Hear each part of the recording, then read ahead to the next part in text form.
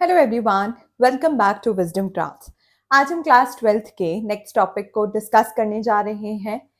Last class में हमने capacitance के बारे में स्टार्ट किया था, इलेक्ट्रिकल कैपेसिटेंस के बारे में, राइट।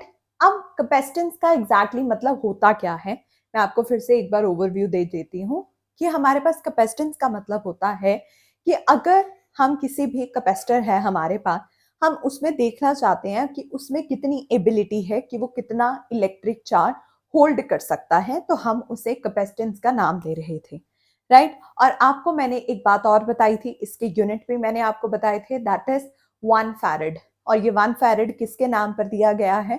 माइकल फैराडे के नाम पर। आज हम इलेक्ट्रिकल कैपेसिटेंस को करेंगे एक आइसोलेटेड स्फेरिकल शेल में।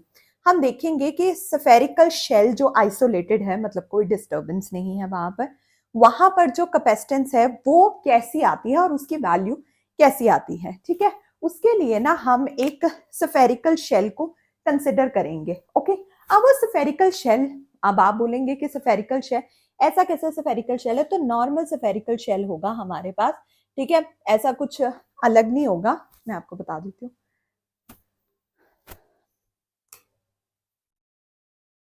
ओके,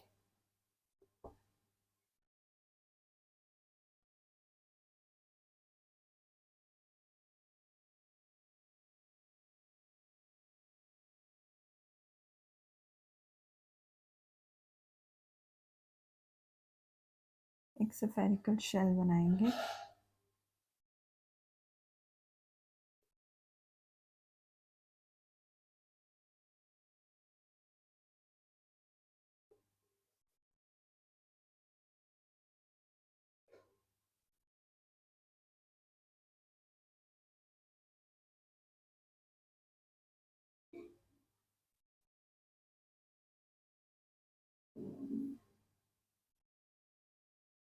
ठीक है, अब देखो, अब इसमें हमारे पास रेडियस क्या होगा, हम इसका रेडियस कैपिटल आर ले लेते हैं, ठीक है। रेडियस तो लेना पड़ेगा ना, तो वो है हमारे पास कैपिटल आर, ठीक है। ये आ गया हमारे पास स्फेरिकल शेल, ये आ गया इसका सेंटर, और ये आ गया हमारे पास अब स्फेरिकल शेल। अब नेक्स्ट क्या, अब आगे क्या? अब देखो, अब हमें ना इसमें क्या लेना है, अब ऑब्वियसली यहाँ पर कुछ ना कुछ तो होगा ही जिसकी वजह से हमें इसे निकालना है। तो मैं ना क्या करूंगी, मैं करूंगी कि मैं एक आइसोलेटेड, हम लिख लेते हैं थोड़ा सा कि consider an isolated spherical conductor, consider an isolated spherical conductor, isolated spherical conductor, okay, having radius capital R, ठीक है। Having radius capital R. अब देखिए, ये तो आ गया हमारे पास रेडियस कैपिटल आर। अब नेक्स्ट क्या, अब आगे क्या, आगे क्या करेंगे? अब हम क्या करेंगे, हम अब देखेंगे कि एक चार्ज क्यू है। अब एक चार्ज ना हम क्यू लेंगे, यहां पर ले लेते हैं, ठीक है। यहां पर ना एक चार्ज क्यू ले लेते हैं, ठीक है। अब ये जो चार्ज क्यू है ना, ये पूरे इस स्फेयर में ना यूनिफॉर्मली डिस्ट्रीब्यूटेड है, ठीक है। यूनिफॉर्मली डिस्ट्रीब्यूटेड है। अब देखो कैसे यूनिफॉर्मली, कि मतलब पूरे एरिया में ये जो चार्ज है वो फैला हुआ है, इसका मतलब ये हम कह देते हैं, या इक्वली जो है वो डिस्ट्रीब्यूट हुआ है, ठीक है। और इसकी वजह से, और हम कह सकते हैं कि ये हम कंसेंट्रेटेड है at the centre of the, you can say sphere, ठीक है, concentrated at the centre of the sphere. अब देखो, ये ना इसे मैं सेंटर ओ ले लेती हूँ, ठीक है। अब देखो,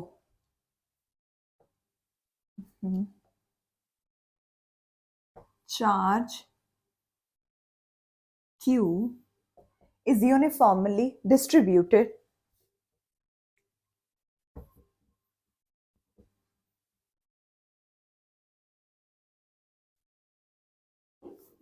distributed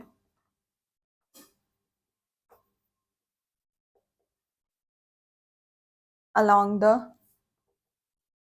whole surface,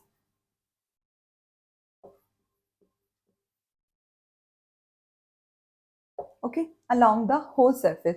और हम कह देते हैं कि ये जो concentrated है, let us assumed that it is concentrated towards center. It is concentrated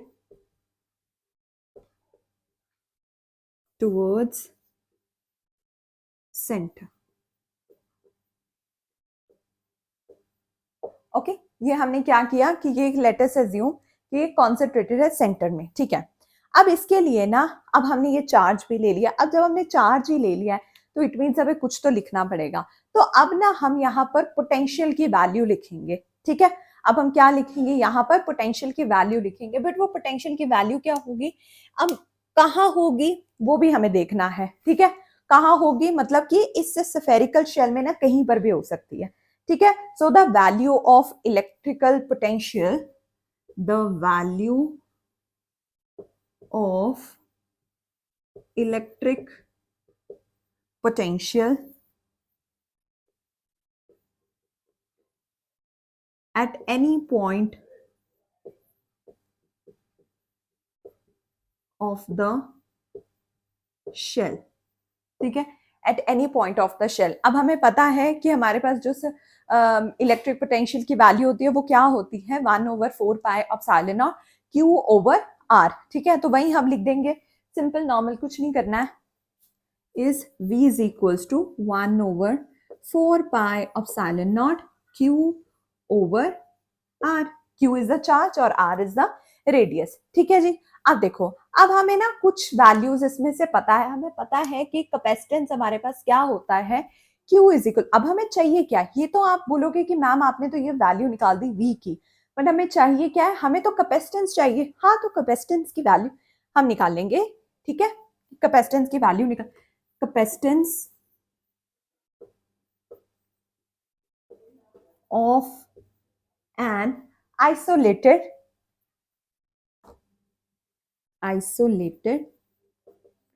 spherical shell, okay.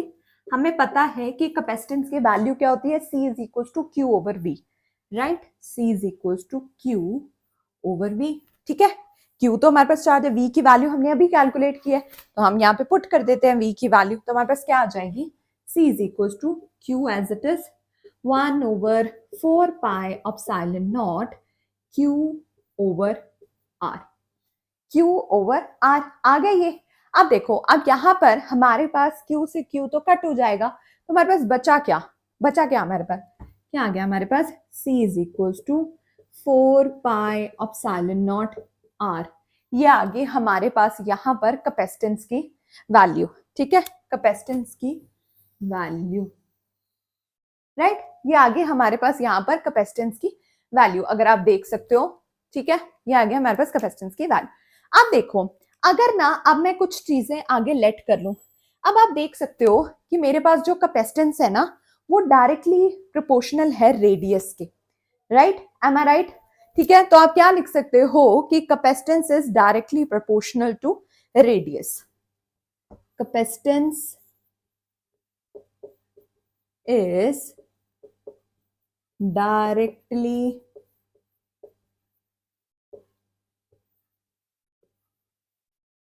proportional to radius। आप देख सकते हो कि अगर 4 पाई एप्सिलॉन नॉट तो कॉमन है यहाँ पर, तो बचा क्या, आर ही तो बचा, आर ही बचा ना यहाँ पर। अगर मैं इसे हटा दूं तो मेरे पास क्या बचा, आर ही बचा। तो इसका मतलब है कि जो हमारा कैपेसिटेंस है वो डायरेक्टली प्रोपोर्शनल है रेडियस के, ओके। अब देखो, अब ना मैं एक चीज देखती हूँ कि मेरे पास ना ये जो यहाँ पर रेडियस है उसे ना मैं 1 लेट कर लेती हूँ, ठीक है। सॉरी, कैपेसिटेंस है उसे ना मैं मतलब क्या लेट कर लेती हूँ, मैं उसे लेट कर लेती हूँ 1, ठीक है। कैपेसिटेंस को 1 फैरेड में लेट कर लेती हूँ, तो मेरे पास क्या आएगा, तो मेरे पास क्या आएगा, रेडियस। ओके, मैं कुछ इरेज करती हूँ फिर मैं आपको बताती हूँ। देखो, अब ये सब मैं इरेज कर देती हूँ, आई गेस ये काफी इनफ है, ओके।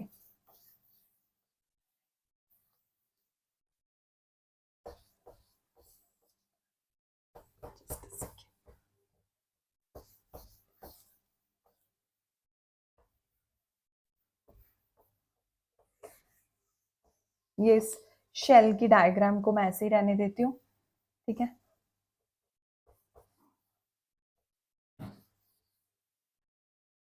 ओके, अब आप देख सकते हो, इसे भी मैं इरेज कर देती हूँ, वहां लिखती हूँ। अब देखो क्या था मेरे पास, c is equal to 4 pi epsilon naught r था, ठीक है। अगर मैं इन्हें रीअरेंज करके r को इस साइड लिख लूं तो मेरे पास क्या आया, c over 1/4 pi epsilon not.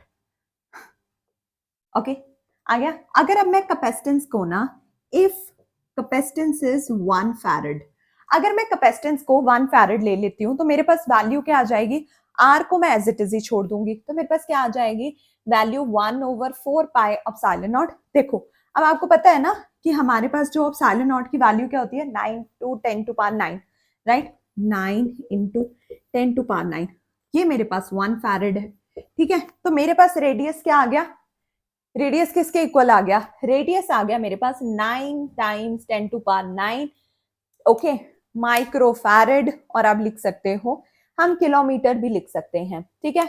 9 times 9,